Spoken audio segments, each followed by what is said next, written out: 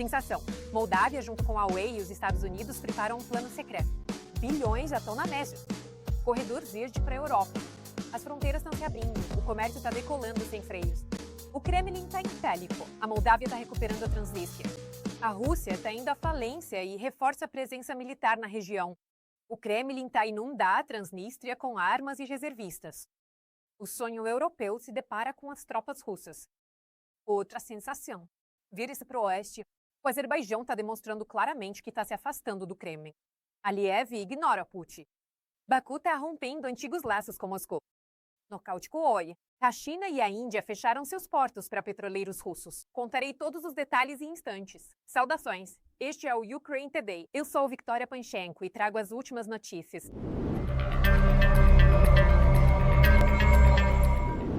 Sensação. A Moldávia, em cooperação com a União Europeia e os Estados Unidos, está desenvolvendo um plano para a reintegração da Transnistria, mas não vão revelar os detalhes desse plano. Foi o que declarou o vice-primeiro-ministro para a reintegração, Valerio Kiver. Ele acrescentou que essas iniciativas serão anunciadas publicamente no momento apropriado. Estamos realmente trabalhando ativamente em uma estratégia ou roteiro para a reintegração. Mas, como vocês sabem, questões sensíveis exigem cautela. Precisamos planejar passos que, com o tempo, trarão resultados. Não podemos revelar todos os passos em tempo real, porque isso pode ser prejudicial. Além disso, já agora o comércio entre a Moldávia e a União Europeia vai se tornar mais rápido e fácil graças à implementação da iniciativa Corredores Verdes. Isso foi informado pela representação da UE na República da Moldávia. A Moldávia, junto com outros países candidatos, chegou a um acordo com a Itália, Grécia e Bulgária sobre a passagem mais rápida e simples de cargas pela fronteira. O objetivo: tornar o processo mais fácil e eficiente para os transportadores, para que possam entregar cargas de um país a outro mais rapidamente. É importante destacar que a República da Moldávia não pode ingressar na União Europeia sem a região da Transnistria. Isso foi declarado pelo embaixador da República da Moldávia no ZSUA, Vlad Kominski. Ele explicou que esse cenário é impossível, tanto do ponto de vista da legislação nacional quanto do direito internacional. Não, nem juridicamente, nem na prática. Isso é impossível. Quando ingressamos na ONU, não foi sem a Transnistria. Nenhum país no mundo reconhece a independência da Transnistria. Nenhum, nem mesmo a Federação Russa. Do ponto de vista jurídico, legal, moral, do direito internacional e na prática, a República da Moldávia não pode entrar na União Europeia sem a região da Transnistria. Essas declarações foram feitas em meio a comentários anteriores da presidente Maia Sandu, que publicamente admitiu a possibilidade. Um cenário alternativo de adesão à UE em 2 etapas. No caso de a reintegração do país se mostrar impossível devido à presença das tropas russas na margem esquerda do Dniestre. A chefe de Estado destacou que a presença militar russa é o principal obstáculo para a reintegração do país e pode influenciar o processo de integração europeia. É notável que o ano de 2025 foi muito bom para a República da Moldávia. Isso foi declarado pela embaixadora da União Europeia na Moldávia, Ivona Perka. O ano de 2025 foi muito bom para a República da Moldávia. Os resultados das eleições mostraram ao mundo inteiro que vocês são uma nação corajosa, que não teme nada e sabe muito bem para onde está indo, rumo à União Europeia. E nós vamos recebê-los lá de braços abertos. A embaixadora destacou que no último ano, a República da Moldávia alcançou sucesso sem precedentes nas relações com a União Europeia. Vocês alcançaram conquistas significativas. O processo de triagem da legislação da UE foi o mais rápido da história. Pela primeira vez, organizamos uma cúpula entre a União Europeia e a República da Moldávia, bem aqui em Chisinau. Ao mesmo tempo, a União Europeia aprovou um pacote financeiro sem precedentes para o seu país. 1,9 bilhão de euros, que vai transformar definitivamente a República da Moldávia. Segundo a embaixadora, os cidadãos já estão usufruindo de benefícios concretos do caminho europeu. A adesão ao CETA é um deles. Eu sei que muitos de vocês têm familiares que vivem em países membros da União Europeia. E agora vocês podem enviar dinheiro muito mais barato graças a esse sistema. Nesse mesmo contexto, a diplomata anunciou novas oportunidades que entrarão em vigor no início do próximo ano. A partir de 1º de janeiro, vocês também poderão usar roaming gratuito, se comunicando uns com os outros sem custo adicional. A propósito, o governo da Moldávia decidiu não prorrogar o regime de licenciamento para importação de grãos da Ucrânia. A partir de 1º de janeiro de 2026, o país voltará ao regime normal de importação. A base legal vigente não permite mais a prorrogação dessa medida. De acordo com a legislação, o regime de licenciamento para importação de grãos não precisa mais ser prorrogado. Portanto, estamos passando para o regime normal.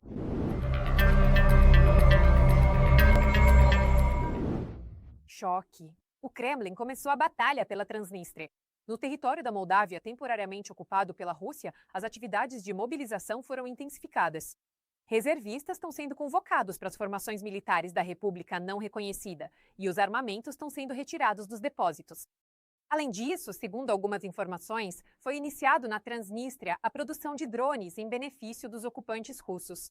Como a Moldávia está reagindo a tudo isso e será que já não é hora de Chisinau retomar os territórios outrora ocupados pelo Kremlin? Vamos contar mais detalhes. Moscou intensifica ações na Moldávia ocupada para desviar recursos da Ucrânia, devido à crescente ameaça do enclave russo. Formações militares e entidades quase estatais convocam reservistas, enquanto armamentos são retirados dos depósitos. A conversa foi sobre as repetidas detenções e longas inspeções de moradores da Transnistria no aeroporto de Chisinau. O lado transnistriano exigiu que a Moldávia pare com a pressão. Reclamações sobre as ações das autoridades moldavas também estão chegando à Câmara Pública da Transnistria. Na Transnistria foi implantada a produção de vans e um centro de treinamento para operadores de drones. Isso também foi declarado por Alexander Bujarian, prefeito da cidade de Leuva, no mês de setembro. De acordo com nossas informações, a Rússia está tentando organizar a produção de drones no território da Transnistria. Temos os nomes específicos de 2 fábricas em Tiraspol. Estão falando sobre a Moldovizolit e a Eletromash. O jornal pró-Kremlin, Komsomolskaya Pravda, chamou de fake a informação sobre a produção de drones na Transnistria. Eu estou sinceramente interessado em manter relações de boa vizinhança e na ausência de conflitos, tanto com a Ucrânia quanto com a Moldávia. Moscou está enviando agentes dos serviços secretos para a Transnistria, com a missão de semear o caos, através de operações de informação e realizando provocações. A Federação Russa espera desestabilizar a situação na Moldávia e na fronteira com as regiões do sul da Ucrânia. Devido às ações dos russos, o risco de infiltração de grupos de sabotagem no território do nosso país está aumentando. Em caso de necessidade, o Kremlin poderá usar os recursos acumulados para uma escalada. Quanto às relações com a Federação Russa, elas são mais transparentes, mais compreensíveis para mim pessoalmente e mais estáveis. O Kremlin informou: lá o Estado tem um sistema bancário isolado, uma moeda não conversível e um nível gigantesco de corrupção. Na Transnistria, quase toda a segunda empresa pertence ao oligarca Gushan, que controla uma parte significativa da economia da PMR. Segundo alguns dados, a Sheriff garante mais de 50% das receitas fiscais do orçamento regional e dezenas de milhares de pessoas trabalham nas empresas do grupo. E em 2015, Gushan foi considerado uma das pessoas mais ricas do espaço pós-soviético. E sua fortuna foi estimada em 2,1 bilhões de dólares. A Ucrânia congelou os bens de Gushan devido às suas empresas fornecerem bens e serviços ao complexo militar industrial da Rússia. Segundo a Agência de Serviços Estatais da Moldávia, pelo 24º ano consecutivo, a Moldovizolit continuou a fornecer produtos ao país vizinho. Investigadores ucranianos afirmam que bens ou serviços da empresa Moldovizolit foram fornecidos a estruturas de defesa russas, que produziram armas utilizadas na guerra contra a Ucrânia. Isso cria uma ligação jurídica entre os ativos associados ao grupo Sheriff e as operações militares russas. Esse é mais um golpe na máquina de guerra de Putin. Antes disso, o golpe foi o fato de que, após a interrupção do fornecimento de gás pela Gazprom no início de 2025, a Transnistria passou a receber gás da Moldova Gás. A crise energética na Transnistria, que provocou uma crise econômica, continua e ameaça se transformar em uma verdadeira catástrofe humanitária. Além dos recursos com os quais Putin comprava seu enclave, ele também oferecia apoio político e militar à Transnistria, mantendo lá seu contingente militar. É preciso analisar detalhadamente o que representa o grupo operacional das tropas russas e propor soluções adequadas para o desmantelamento dessa estrutura. Mas, ao mesmo tempo, na margem esquerda, existe também o que chamam de Exército da Transnistria. Na rua Manoilova, número 12, em Tiraspol, existe o chamado Ministério da Segurança do Estado, que é uma espécie de análogo da KGD ou NKVD, mantendo os moradores da margem esquerda sob medo. Existem vários tipos de batalhões especiais. Os separatistas estão armados com lançadores grade, drones, até helicópteros e tanques. A Rússia também pode mobilizar civis da Transnistria, a quem Putin distribuiu passaportes russos.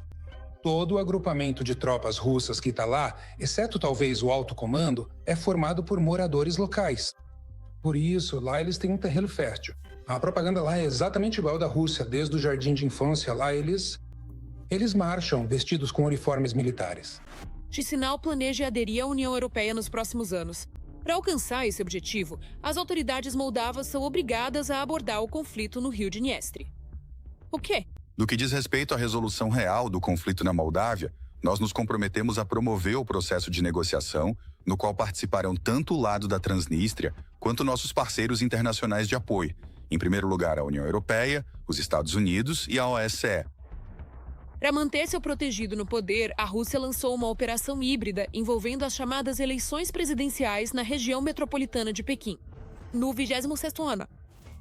A Rússia atuou e continua a atuar como garantidora do acordo da Transnistria. O principal objetivo de Putin na Transnistria continua sendo tornar Tiraspol novamente dependente, melhorar a imagem dos líderes locais pró-Rússia e discretamente aumentar o contingente militar na região.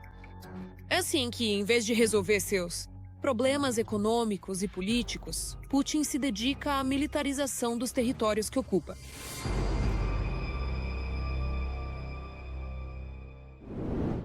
Enquanto isso, o Azerbaijão está se afastando da Rússia em direção ao Ocidente, ao lado da Armênia, ajudando a Ucrânia e até mesmo evitando encontrar-se com Putin. As relações entre o Azerbaijão e Moscou claramente se tornaram ainda mais problemáticas, e entre Putin e Aliyev, então, nem se fala. Todos os detalhes você confere agora. No dia 22 de dezembro, Putin organizou uma cúpula informal dos líderes dos países da Comunidade dos Estados Independentes. Decidiu reunir todos, mas recusou-se a viajar. Apenas o presidente do Azerbaijão. William Aliyev preferiu não se encontrar com Putin, embora o Kremlin estivesse esperando por ele. Por isso, alegou uma agenda cheia. O chefe do nosso estado não poderá participar da cúpula informal dos chefes de estado da SEI, que acontecerá hoje em São Petersburgo, devido à agenda de trabalho cheia. Mas será mesmo que a agenda é o motivo? Ultimamente, as relações tensas entre Moscou e o Azerbaijão têm se tornado muito evidentes. Este não é o primeiro caso em que Aliyev demonstra que a Rússia e Moscou já não são mais, para Baku, algum tipo de centro geopolítico de atração. No geral, o conflito entre Azerbaijão e Armênia. E o subsequente conflito entre Rússia e Azerbaijão é uma demonstração clara do afastamento do Azerbaijão de Moscou em direção à Turquia. E basicamente da própria busca por autonomia em Baku. Por isso, de modo geral, a razão para essa mudança na política internacional foi a agressão russa contra a Ucrânia. Putin, ao lançar todas as suas forças para destruir completamente a Ucrânia, e com isso acabou perdendo muito significativamente em termos de sua importante posição geopolítica global. Primeiro, é crucial entender. Desde o início da guerra em larga escala na Ucrânia, já houve vários conflitos entre Rússia e Azerbaijão. A tensão já começou com um acidente de avião. Em 25 de dezembro de 2024, a Federação Russa derrubou com um míssil um avião das linhas aéreas do Azerbaijão. Falha técnica, autodestruição, destroços de mísseis, várias versões. Da Rússia vieram muitas versões.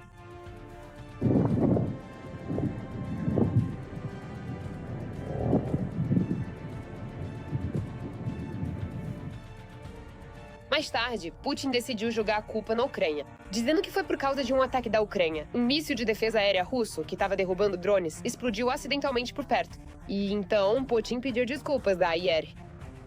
E já naquela época, em nossa primeira conversa telefônica, eu não apenas me desculpei pelo fato de a tragédia ter ocorrido nos céus da Rússia, mas também expressei minhas mais sinceras condolências à família.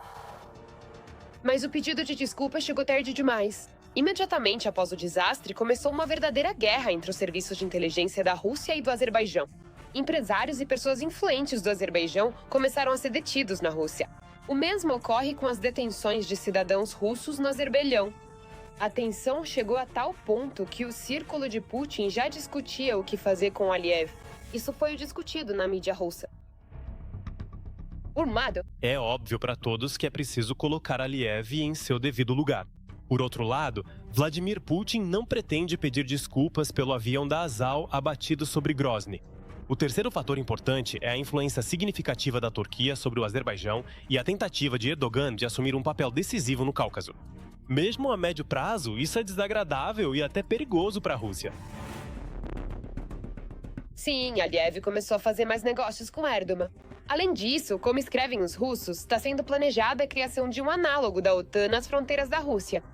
O Kremlin chamou atenção para uma nova fase de cooperação entre Turquia, Azerbaijão e outros povos túrquicos. Na mídia federal, a Organização dos Estados Túrquicos, OET, cuja cúpula aconteceu em outubro, no Azerbaijão, foi chamada de análoga à OTAN na Ásia Central e no Cáucaso do Sul. Mas Putin não quis reagir de forma brusca a tudo isso. Para Putin, Aliyev é importante. Para Putin em geral. Se olharmos para a aventura que ele iniciou com a guerra contra a Ucrânia, isso foi, na verdade, o desejo dele de elevar seu próprio status, demonstrar as capacidades da economia russa, do exército russo e ressaltar o status de uma potência mundial, uma daquelas que decide destinos e expande sua influência. De várias formas, e chegou até mesmo a militar. Por isso, o Cáucaso do Sul sempre foi estratégico para a Rússia. No século XIX, no XVIII e no XX, os russos travaram guerras lá. Tentaram usar seu soft power. Basicamente, o Cáucaso do Sul é, em grande parte para a Rússia, uma porta de entrada tanto para o Oriente Médio quanto para a Ásia. Por isso, justamente essa guinada. A política externa de Baku atinge duramente as ambições de Putin. Mas as ambições de Putin continuam se desenvolvendo, pois Aliyev mais tarde começou a falar sobre o apoio à Ucrânia e aconselhou os ucranianos a não aceitarem a ocupação. Acho que isso está em sintonia com as aspirações do povo ucraniano. Nunca aceitar a ocupação. Esse é o principal coisa. Foi isso que nós fizemos. Além disso, não só em termos de informação, mas também economicamente. Aliyev está se afastando de Putin. Baku suspendeu a proibição do trânsito de cargas para a Armênia pelo seu território. Agora, as partes passaram para a próxima etapa: comércio direto de recursos estratégicos sem intermediários. Se falarmos do ponto de vista econômico, pode ser. É uma questão política, porque, sim, mesmo assim, e está em uma fase ativa de discussões para a assinatura de uma série de acordos internacionais. Erevan e Baku ainda assim permanece uma tensão perceptível, porque estão ocorrendo discussões, por exemplo, sobre a troca de territórios. Além disso, parte da oposição dentro da Armênia vê com bastante criticidade a aproximação de Pashinyan com Aliyev. E, em princípio, essa própria aproximação é forçada justamente pela posição fraca da Armênia no contexto das relações bilaterais com o Azerbaijão, que, por meio militar, retomou o controle sobre seus territórios reconhecidos internacionalmente. Menos um parceiro. O geoestrategista do Kremlin começou a guerra contando que todos teriam medo dele, mas no final, todo mundo começou a se afastar dele. O Kremlin não tem tantos instrumentos reais de influência sobre o Azerbaijão. Em primeiro lugar, porque Baku e Aliyev estão se aproximando bastante ativamente da Turquia, que se intensificou significativamente após a queda das ações russas. Na verdade, não só na região do sul do Cáucaso, mas também na política internacional como um todo. E mais um golpe no petróleo russo. China e Índia não permitiram a entrada de 20 petroleiros com o ouro negro russo em seus portos. O quão crítico isso é para o Kremlin, vamos contar, Daya. Perto das costas da Índia e da China, cerca de 20 petroleiros com petróleo russo se acumularam, pois eles não estão sendo autorizados a entrar nos portos desses países. Isso por medo das sanções americanas. Afinal, os IA já apreenderam vários petroleiros venezuelanos operando nas sombras e pretendem confiscá-los. Talvez fiquemos com o petróleo para nós, talvez vendamos, talvez enviemos para a reserva estratégica. Os petroleiros, nós também vamos ficar com eles. Como os EUA estão lidando com a Venezuela agora? Qualquer petroleiro que pareça suspeito. Se estiver transportando petróleo na região da Venezuela, ele é parado e apreendido. E é preciso mudar as regras em relação aos petroleiros que vão atender a Rússia. que qualquer petroleiro que transporte petróleo russo, se houver dúvidas nos documentos, isso será motivo para a apreensão dessas mercadorias. Fora das águas territoriais dos estados costeiros vigora, e vou enfatizar mais uma vez, talvez para eles essa palavra seja desconhecida, liberdade de navegação, que garante o direito de permanência ali de navios e embarcações sob qualquer bandeira. Em novembro, os ISAO impuseram sanções contra a Lukoil russa e o preço do petróleo russo despencou. São sanções de grande escala contra o setor de petróleo. Estamos falando de duas das maiores companhias petrolíferas, entre as maiores do mundo. Eles atuam muito na extração de petróleo e, espero, isso vai pressionar o Putin a ser mais sensato. Lá chega até a 36 a 37 dólares por barril. Ou seja, isso é uma situação extremamente desagradável para a Rússia, por uma razão simples. O custo de produção do petróleo russo é estimado entre 45 e 50 dólares por barril. Quando você vende abaixo desse valor, está vendendo com prejuízo. Depois disso, a Índia declarou que pode tranquilamente abrir mão do petróleo russo. A Índia diversificou as fontes de fornecimento e passamos de cerca de 27 países dos quais comprávamos petróleo para aproximadamente 40 países. Agora. Mas, além disso, se surge a questão de comprar da fonte 1 ou da fonte 2, desde o início deixamos claro que vamos comprar de onde for necessário. A Índia dizia que estava recusando, mas logo depois aparecia a informação de que ela não estava recusando. Ou seja, a Índia estava jogando um jogo de que sim, mas ao mesmo tempo não. E ao mesmo tempo, a China declarou que não vai reagir às sanções e continuará comprando da Rússia. Apesar das turbulências no cenário internacional, China e Rússia continuarão comprometidas com o espírito de boa vizinhança eterna, interação estratégica abrangente e cooperação mutuamente benéfica. A China, apesar de afirmar que vai ignorar essas sanções, ainda quer entender em detalhes quais riscos isso pode trazer para ela. Mas na prática, tanto a Índia quanto a China têm mais vantagem justamente com os Estados Unidos. Mesmo antes da imposição das sanções, Putin previa que elas só iriam favorecer. Vamos imaginar que amanhã, de repente, tudo fosse fechado. Gás, petróleo, nossos recursos e assim por diante. Mas a economia mundial não aguentaria um fechamento desses. Os preços simplesmente iriam às alturas, mas ainda assim continuariam comprando. Sem isso, é impossível. Mas, na verdade, os preços do petróleo não dispararam, e sim caíram drasticamente. Ao mesmo tempo, os serviços secretos ucranianos estão sistematicamente destruindo os petroleiros da frota sombria russa. Embora o ditador russo continue insistindo que está tudo ótimo. E vão bloquear o nosso percorre também. Bom, pelo menos vão tentar bloquear de alguma forma, embora eles não consigam fazer isso. Simplesmente é impossível, de fato. No dia de hoje, eu não acho que isso vá afetar de forma significativa. A gente, quero dizer, já foram impostas centenas de milhares de sanções e estamos onde estamos, como eu já disse.